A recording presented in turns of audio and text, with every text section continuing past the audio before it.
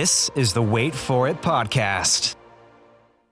Hey everyone, welcome back to the Wait For It podcast. I am your co-host, Phil Barrera, aka Phil the Filipino. And I'm your other co-host, Mr. Eric Almighty. And for this edition of Late to the Party, we decided to jump into an anime film that is not only regarded as one of the greatest anime films of all time, but one of the films that is actually inspiring other films that are made even today. So without further ado, we are here to talk about Perfect Blue. Yeah, we are back into the Satoshi Kon filmography after talking about Tokyo Godfathers back in December, which was just a very, very well-liked movie by both of us, as well as a bunch of our audiences. People were pretty happy that we had checked this out, and it's a film that I think over time, it's finding more and more people, and Perfect Blue is Satoshi Kon's first film.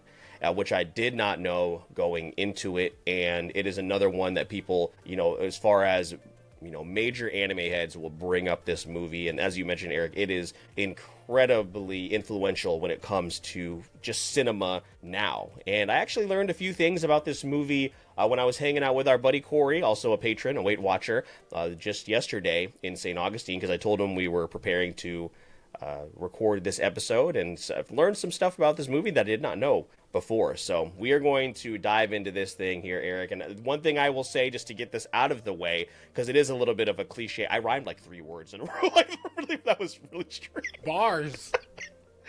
3 out of 5. We say this a lot, especially me, where I say a film sits with you like for a long time, and I'm roughly a week removed from watching this, and I'm still thinking about it. Is that a good thing or a bad thing? We'll unpack that here. So appreciate y'all for checking us out. If you are a first-time listener or a long-time listener and you need a reminder as far as to where to find the rest of our content, stick around. We'll let you know where you can find everything you need, as well as how to get some additional perks if you're interested in those. But let's get to the synopsis here from Letterboxd. Perfect Blue, released in 1997. Once again, directed by Satoshi Kon.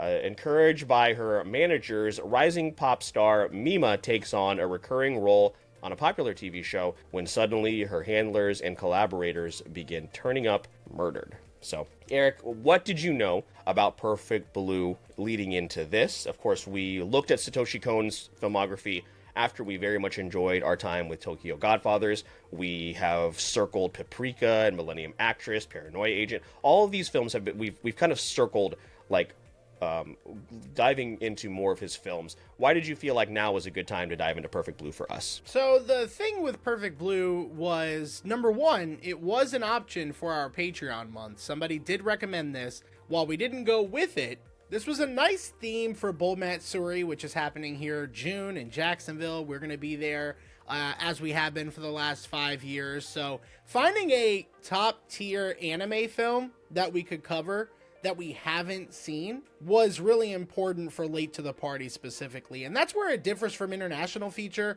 where we might cover films that are a little bit lesser known, even if they're anime. This one is one that is talked about in so many circles. If you were to ask somebody, what is your favorite or what is one of the best anime films you've ever seen? Perfect Blue is brought up in so many conversations. Where I heard of it first was when I watched Black Swan. And in the year that that movie released, there were a lot of comparisons to Perfect Blue. And I remember saying like, oh, that's super interesting, but never exploring it. And I think we learned the hard way, Phil, with Satoshi Kon, like looking at his filmography. Those are all projects I've heard of, I've been aware of, but I just never took the dive into any of them. And we started with Tokyo Godfathers. Now with Perfect Blue, I'm really glad that we did. Yeah, we're finding how ahead of his time Satoshi Kon was as well. When we talk about Tokyo Godfathers and having a transgender character featured so prominently, and then now with what we've seen here in this, it just really enforces the thought that Satoshi Kon was taken from us far too soon. And it's really sad that he's not still around to innovate and craft stories such as this. And I will say this as well before we get started, because we'll probably talk about spoilers a little bit later. We do want to give a little bit of a trigger warning here. There are some very, very graphic scenes and topics that are in this film. We won't go into full detail with them here, but, you know, if any of those things are triggering for you, I just want to let you guys know that here right out of the gate. So one thing, Eric, that, you know, that we have, and me specifically, has very much struggled with when it comes to some of these older films, especially anime. So like when we're talking about how I felt about Akira, and then obviously how I felt about some of the Ghibli films, animation always is brought up. It's the first thing that you certainly reference when you're talking about anime. And this film, here's what I learned, here's the fact that I learned from Corey the other day, is all digital copies of this film, apparently, and I might get some of this wrong, so correct me if I'm wrong for those of you that are listening. The original digital copies of this film were all lost in a fire. So every single copy of this film that is now uploaded to like digital where we watched it now is a VHS copy. So it's never been upscaled or like remastered. This is what the film looked like when it released on VHS back in the 90s. And that certainly kind of plays, comes through when you watch the film. It is a little rough around the edges, but that didn't bother me here, especially because some of the themes of this film made it very apparent that some of those animation choices were very intentional. So we have to start there, of course, when we're talking about anime and we're talking about a film that is so iconic. Animation-wise, Eric, where did you land? It's timeless. Like, it's just, I know we said that Tokyo Godfather had, like, elements of being timeless, but when you watch this, it's not just the animation, it's the choice of visuals. Obviously, there's a lot of blurring of reality, so from a story perspective, I think that's where it can get a little bit more tricky. Visually, there is no argument. Like, it is visually stunning. Even now in 2025, it was exciting for us to be able to see a movie that is this old hold up against the test of time, when there are so many films, Phil, that we've watched where we've been like, you know, that movie showed its age. That movie didn't really age well. And this one, at least in the animation realm, I don't think it's an argument at all that can be made. Objectively, this movie is stunning. I agree. I definitely agree. And just to transition to like story, this thing was absolutely fucking nuts. And when I thought I had an idea or a grasp of what was going on, like in the beginning, you're like, oh, it's pretty straightforward. It's a girl who, you know, wants to be more than just an idol, which of course over there in that culture is like a huge deal. It's still very much a huge deal. We see people like that now who make that transition from, you know, K-pop to now being in Hollywood. And I was like, okay, that seems pretty straightforward. And then you add in the stalker element, and it was just such a eye-opening story, because so many of these things, even though this film, 1997, so it's like 30 years old, older than that. I can't do math. It's an older film. All those themes are still so relevant here today. And when you think that you have this movie figured out, you do not. And there were so many of those twists and turns. I've never seen Black Swan, so I didn't have anything to reference. So trying to navigate and get a grasp as to what was happening in this was a wild ride that I enjoy. Enjoy is a strong word, because it is so dark and heavy, and there's so many crazy twists and turns, and obviously it's very graphic like we alluded to, but I enjoyed my time with this from beginning until end. And then upon watching, you know, doing a little bit of a YouTube deep dive, I cannot wait to watch it again. I will give it some time because of those heavy themes, but it's something that I will revisit eventually, and would also like to revisit with people who have never seen the film before. Yeah, that's where it was tough for me, because it was like, I clearly would want to show this to the right person, and I would sit down and do like a watch party. It'd be an uncomfortable watch party. Maybe not a watch party. I don't know if I want to eat a charcuterie board right before we sit down and watch Perfect Blue. I'm just saying that I don't know that I'd want to be with just one person, though, so I feel like it's a lose-lose scenario. Maybe depending I'm gonna turn on on the red LED lights up here and just stare at somebody, wait, and see if they like react the same way that I do. You know, when you show someone a movie, you're like, all right, they're gonna laugh in 3, 2. They didn't laugh.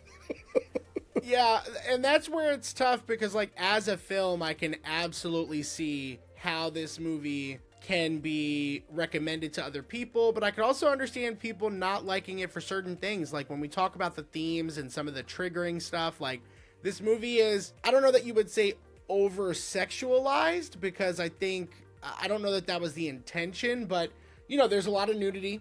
There's a lot of themes that are very triggering, as we mentioned earlier, a lot of sexual themes that are explored. So it's definitely a movie that's not for everyone, but a movie that I would go out of my way to tell people to watch, which makes sense because the people that we've heard this from have done just that. Like, they've said this is an all-time classic.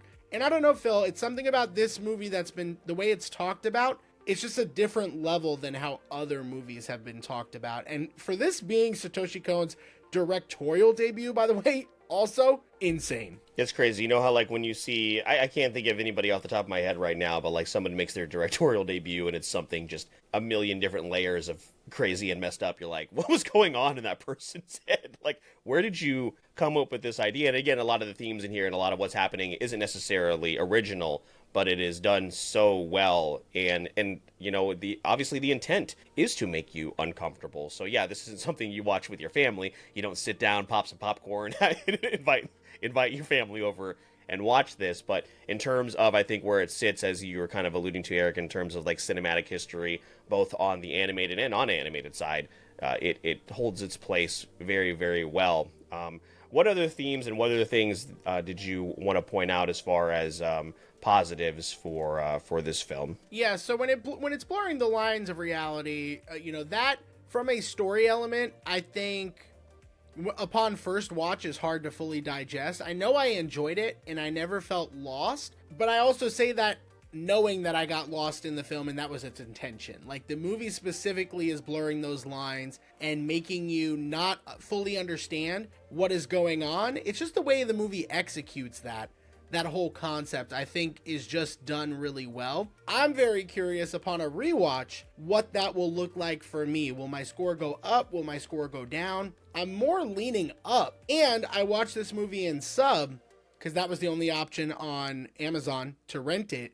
I'd be very curious to see what the dub for this was, because I think I have heard pretty good things about the dub, even for its time. I know those older animes, some of them are hard to listen to compared to today's work, but I gotta say, like, that was probably my favorite aspect of it, was just the constant bend and weave throughout what was real and what wasn't. Those were probably the elements that were most gripping to me, and how I digest that upon a second watch is going to be really key for me. There's something really satisfying about when things click for a movie that is intentionally trying to kind of confuse you and lead you down a path you think you're going and then completely swerve you. There's something so satisfying about that when it is done correctly. Like, so many movies, like, you see these things coming from a mile away, and I thought, like I said, I thought this was relatively cut and dry. Oh, it's this person, obviously this person is who is behind all of this. And then we find out what happens and you're like, that's insane. And then when you think back and look at it, you're like, yeah, that totally makes sense. You start to connect those dots and put everything together.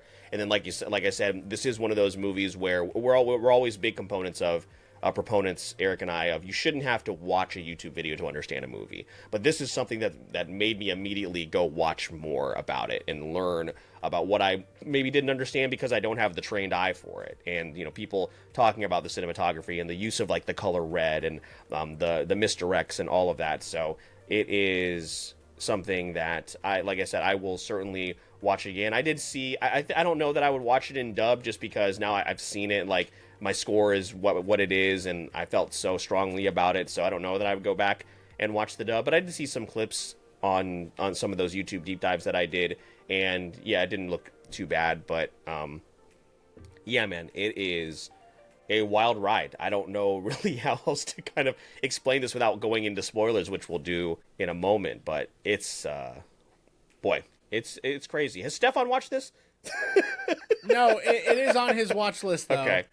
So he will watch it soon, and because we like it, he's gonna be like, it's not as good as it. Flow, but it was good. Don't even fucking get started with me. But he did give to be he fair, loves Black Swan. he loves Black Swan. I'm pretty sure he gave that movie a 5. So he's probably going to very much like Perfect Blue. And the director for Black Swan, Darren Aronofsky, that's probably right. There might be an F in there. But he did another movie called Requiem for a Dream, which was also apparently highly inspired by that movie. And he at one point was rumored to be doing like a live action Perfect Blue. So for that director, that kind of makes sense to kind of be paying homage to this type of work. But man, it's so tough to think that he's no longer, Satoshi Kon is no longer with us, was unable to do more than what he did. But even what he did do is like generational. Like, I'm very excited. You know, we'll keep it in line with Perfect Blue and talk about spoilers in a moment, because this movie is how old? 1997, almost 20 years old. I definitely think that there are so many of these that probably all of them we're going to end up watching on this series. Paprika, Millennium Actress, Paranoia Agent. Like, I would say those Paranoia are probably... Agent's a show, right? Paranoia Agent is a show, yeah. But those are his other works, from what I can see, that are like highly, highly touted. So those will probably make their way back. But yeah, I think we do want to talk about the film a little bit more in depth. Do you want to go over scores before we do that? Again, this movie's almost 20 years old, but maybe stick with that formula? Yeah, let's do that, because, again, if you have not seen this, please watch it. Please do not stick around for the spoiler discussion, because it will completely ruin the movie. Please do that. So let's go over scores. As far as the tomato meter score, I'm surprised it wasn't higher. I mean, it's still solid, but it is an 84% tomato meter score, and then an 89% popcorn meter score, which is the user rating. So I was surprised that was not higher. Over on Letterboxd, it does carry a very, very high 4.4 as far as its average, with, let's see, we have 44,000... Oh, hold on. Let me do this a little differently. 309,000, 39% of those reviews being 5 out of 5s, which is obviously very, very strong. So, Eric, you alluded to it before we got started. I gave this a very high score, as you can probably tell by the way that I'm talking about it. I gave this a 4.5. And it is, we'll also talk about this in a moment, as far as all of the late to the parties that we have watched, it is very highly ranked for me. And I could see why you would be concerned by how I would feel about this, just based off of our experience with Akira and then Spirited Away. This thing is timeless, and when I hate to reference this because we didn't have really a good time with it, even though I gave it like a pretty good score. With Taxi Driver, it's a movie that I understand like why it sits where it does in terms of cinema history, but I don't ever want to watch it again. And it's completely different for Perfect Blue, where I wouldn't understand anybody giving this a score lower to a 4, whereas Taxi Driver, some people we know, Stefan gave it a low score, other people now, especially in 2025, are like, this is what people have been, raving about. I wouldn't understand if anybody came away from this and being upset about the film itself in terms of the movie. Some of the themes, yes, I can understand why you'd be upset, but the movie itself, I don't know that you could give it lower than a 4. Yeah, I mean, I can see it only from the standpoint of what we kind of talked about with some of those kind of difficult scenes and some of the sexualized nature of the film. Like, were they all necessary all the time? I think a discussion can be had when it comes to that. It's also a disturbing film, and that's not always people's jam. But I think if you look at the movie through the lens of just how it was made, the creativity that went behind it, the story, and the way that story is told, I think it's hard to also not give this movie a 4, which is why that's exactly what I gave it. And that's the ranking that I give a movie when it's something that I would recommend to the right person, and I would sit down and watch it with them. Like, I would actively show them that movie. And even as difficult as the themes are with this movie, I would still do that for the right person. And I think the other thing we didn't mention is this movie is a brisk hour 21. Like, this movie, and it seems longer. It does. Seems longer, but I couldn't believe I was like, oh, I'm at the end. Like, yeah. And I would have been totally cool with a little bit more time. And that's just like, again, a movie that's leaving you wanting more. Very excited that was the case and that it wasn't a chore to go through. So very happy with that score, that we have another director, because, we talked about Hosada and some of his films that we've watched, I think it's okay. You're not a Ghibli guy. That's all right. You've got other directors now. Corey did mention, I wonder if there are Ghibli films that weren't directed by, that are not Miyazaki I'm glad films. you brought that up. Okay. I'm glad you brought that up, because I'm going to be watching Grave of the Fireflies sooner than later. I think that's the movie he mentioned. Yes. Yeah. And if I like it, I'm going to put it for international feature. Okay. It's a movie that everybody talks about that's seen it, but I feel like it's still pretty unknown. So I think international feature would be a better fit than Late to the Party. But it could even go there too. It's a movie that people rave about, and it is a Ghibli film, but not by Miyazaki. So, but where is this in your Late to the Party list? Did you add it, or did you forget again? You say again like I normally forget. You forgot last month. What was last month? Oh, it was last month Taxi Driver? Because I wanted to forget that movie. Yeah, that's fair. Perfect Blue, on my list, it is ranked 8th. Okay. And it is ranked behind The Shawshank Redemption and above The Mitchells versus the Machines, which crazy sandwich there of films.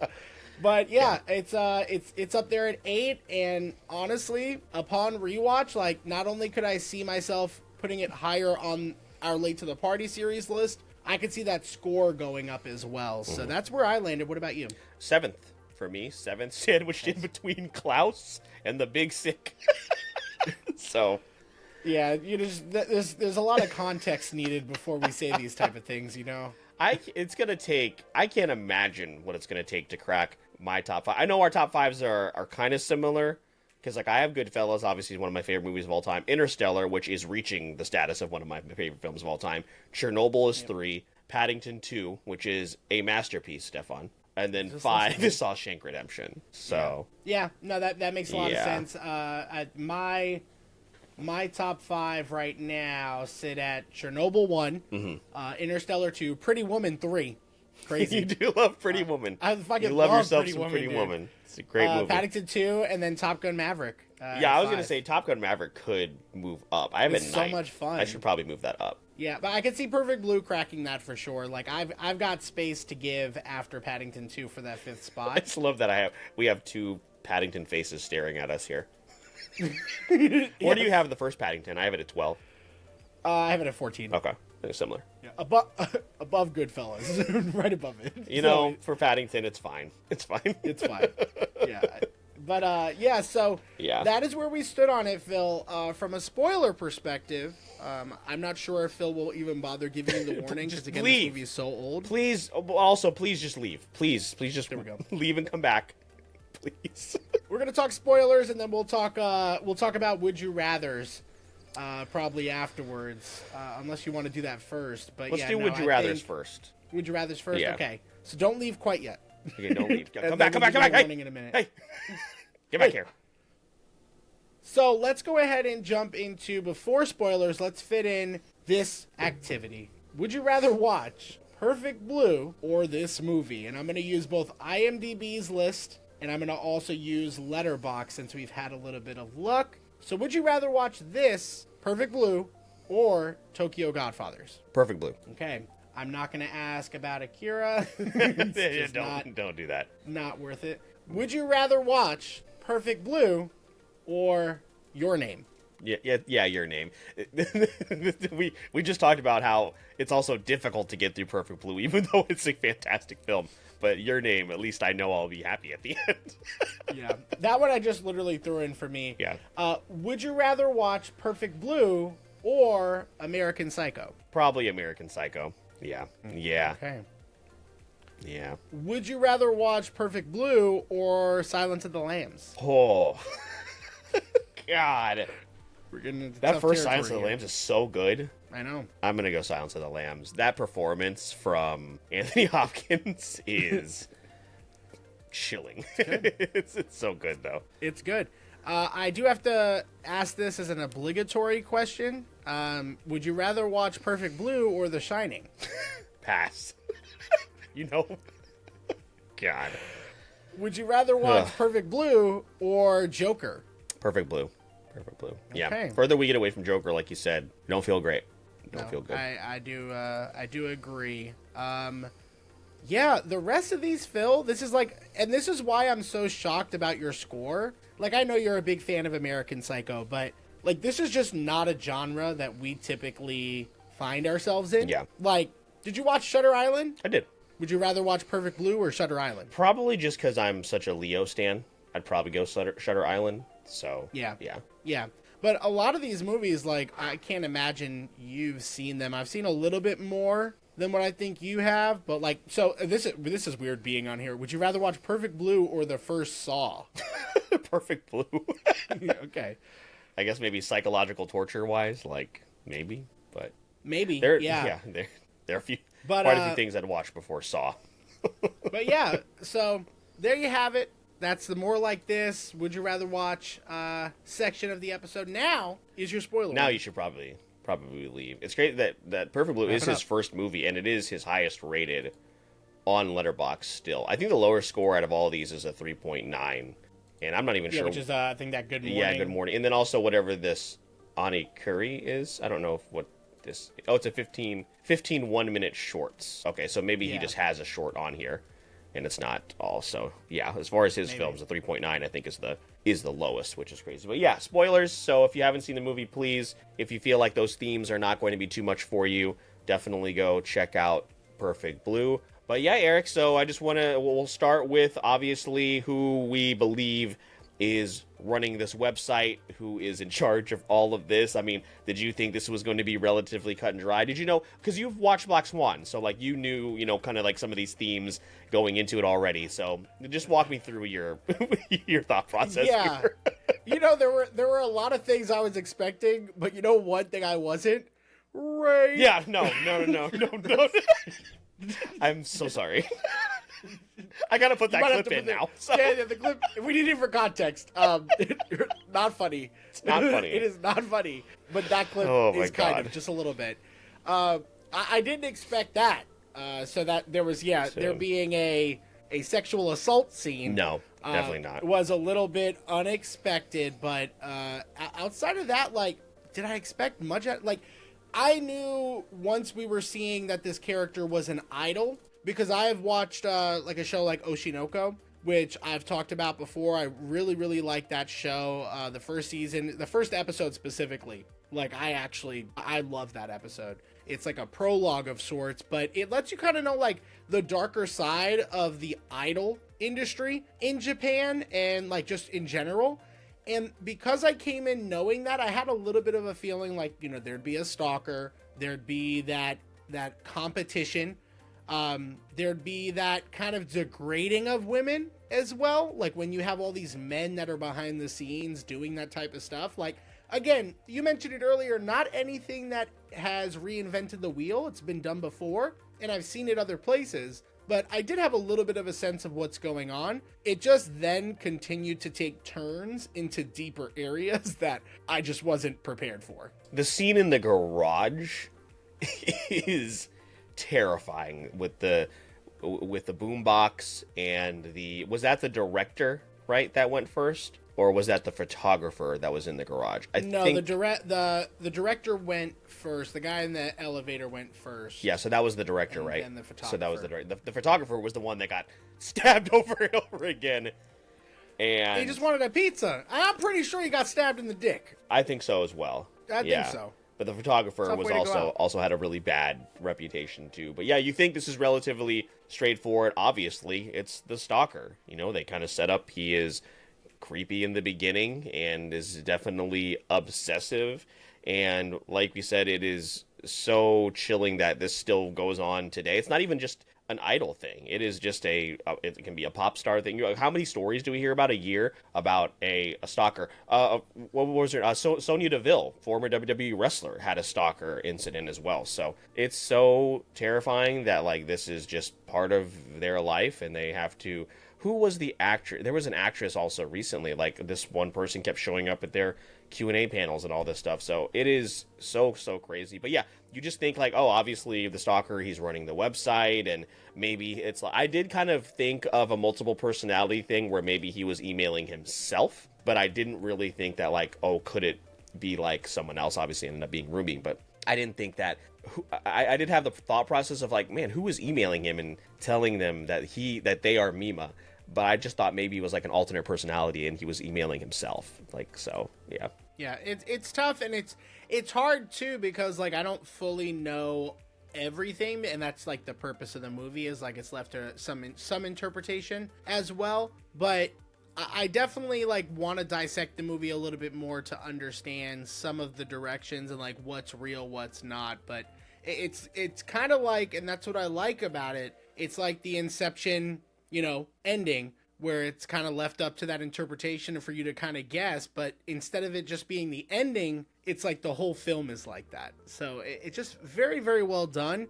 And man, just so many breasts. There were so many. Yeah, lots of so many nipple scenes. Lots of nudity, and it's all Mima, but it is definitely uncomfortable. I remember looking back at it and thinking about it, especially when I was watching some of these YouTube videos, like how obvious it was that she wasn't waking up in her actual room. And then you're like, oh yeah, but you're just so wrapped up in like, oh my god, is she actually killing these people? Is she actually having like mental breakdowns at work? And is she really seeing like another Mima somewhere else? And obviously, I didn't even know if like the scene where Mima was supposedly be performing with like her idol group again. I was like, oh, was that Rumi that was up there? Because like the other two, her two idol mates were like looking, when you see on their faces, they look a little uncomfortable. So like, did that scene actually happen? Did she think it happened? And like I said, this thing, I have been so excited to get to this episode just to talk to you about it, because I was like, man, I don't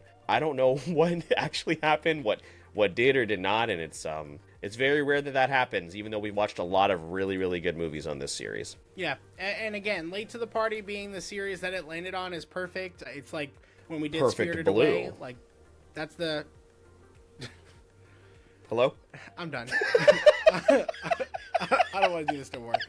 We've been recording too long. I don't want to do this. Yeah, you were setting me up. Sorry.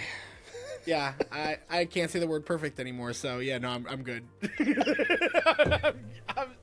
I'm solid. I'm good. I'm gonna start working in the name of the film into every episode going forward now. Man, that movie was mad. Max? Boy, were you pretty? Kumail Nanjiani's wife was sick, like big sick. Big sick. Oh, fucking Christ, I hate that. Some of these are going to be really interesting. Was it Top Gun? Some of these are going to be interesting. Like, man, good thing Tucker and Dale teamed up versus evil.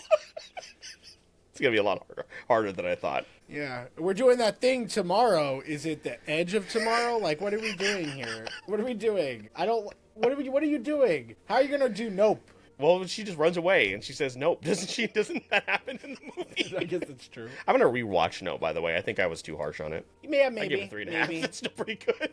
Yeah, I was like, I think I gave it a... Didn't I give it a 3? No, I gave it a 3.5 too. Yeah, maybe we weren't as harsh on it as I thought. Maybe we weren't that harsh. Maybe not. But anyway, Perfect Blue, what we weren't harsh on was Perfect Blue. So, no, we derailed pretty much here at the end. So yeah, unless there's anything else, Phil, that you want to talk about from a spoiler perspective, and again, the reason I'm somewhat limited here is because I still want to, like you mentioned, do those YouTube deep dives, understand the film a little bit more, and probably rewatch it. Like, again, giving it a 4, the difference between that and a 3.5 for me, I have to constantly explain this because, there's one person out there specifically, but I've got to always do it just in case. There's a difference between like, oh, it's on and I'd want to watch it versus like I actually actively want to rewatch it. And that's where the 4 territories are different for me. Like, this is a movie I definitely would like to put on again at some point to reevaluate it and solidify that score, because I think a movie needs to be watched at least twice for you to really lock that score in, and that's what I do want to do with Perfect Blue at some point or another. Yeah, so if for some reason you stuck around and you have not seen the movie, definitely go check it out. We'll close this out by highlighting some of these letterboxed reviews, which we like to do. This one from 2020 says, imagine your card declines at therapy and they show you this. This one's a 5 out of 5. It just says, what the actual fuck?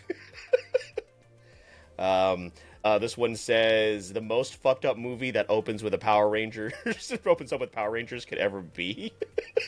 So I forgot that's how good. the movie opened. Yeah, I was like, did I buy the right movie?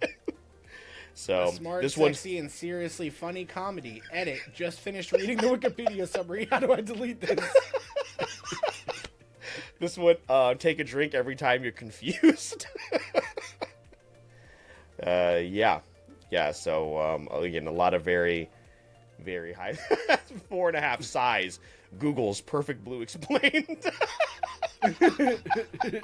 That's really, really good. So yeah.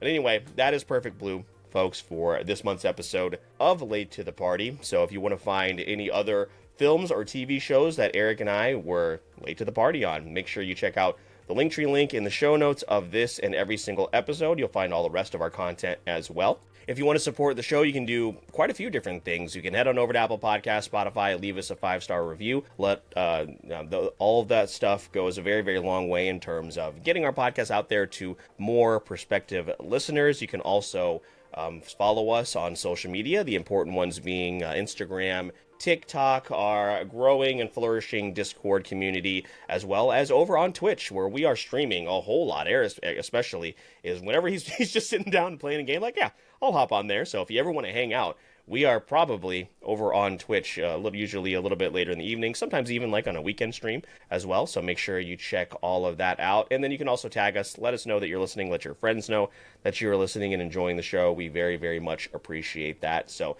wherever we see you, whether it be online or in person, we appreciate all of that support. But maybe you're finding yourself like, man, I have to wait so long for these episodes to come out. I want them like early. Well, Eric, there's a way that they can do that if you want to let them know. Yeah, not only getting early access, but behind the scenes looks at things that we schedule, we set up, and we do with the podcast. Only you get to see it on Patreon. And patrons of the show, Briar, Stefan, T3 Cato, Vintage Macaroni, Corey from The World Is My Burrito, and Nick Casbaro, the author of the Vitellarium series, are just some of the people that are involved in supporting us on that platform and helping us grow that community. So come be a part of that team. If not, you can't do it. You're not in the situation where you can. All the free stuff is still very much appreciated, and it makes a world of difference for shows like this one. With all that being said, my name is Mr. Eric Almighty. That is my co-host, Philip Filipino.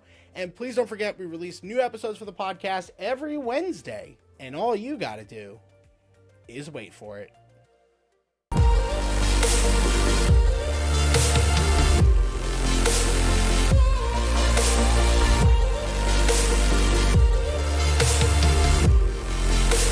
This is the Wait For It podcast.